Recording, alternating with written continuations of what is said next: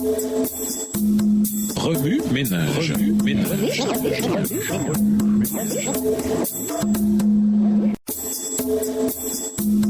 Remue ménage.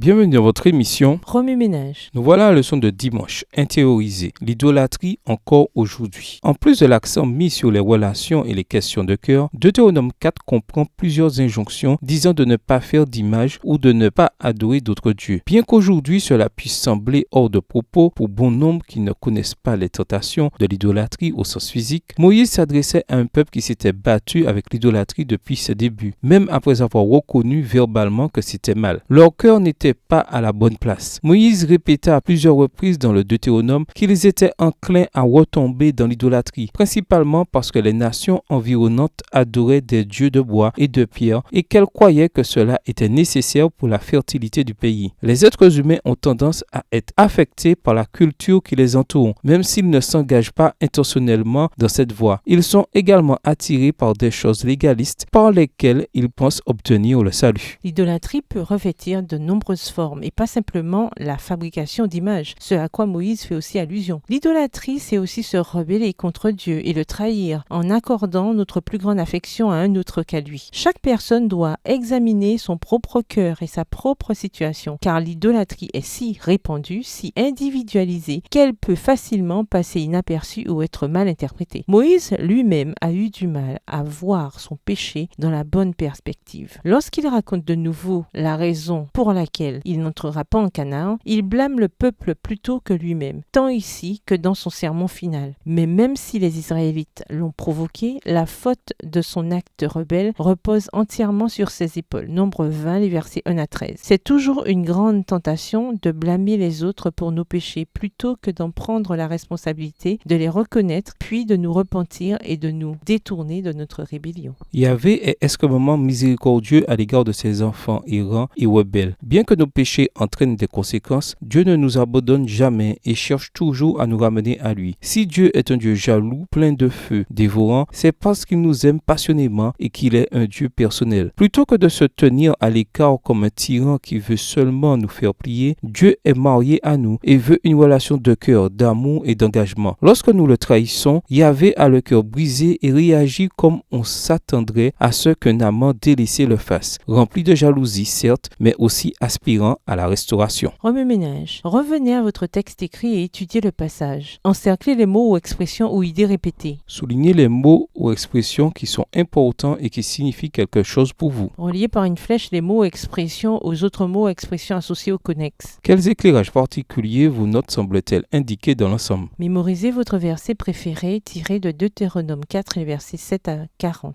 Écrivez-le plusieurs fois pour vous le rappeler plus facilement. Lorsque vous péchez, Dieu en a le cœur brisé. Quelle différence cela fait-il dans votre vie? Trouvez un exemple d'idolâtrie dans votre propre vie ou dont vous avez été témoin. Au revoir. Et à demain si Dieu veut. Remue ménage. Remue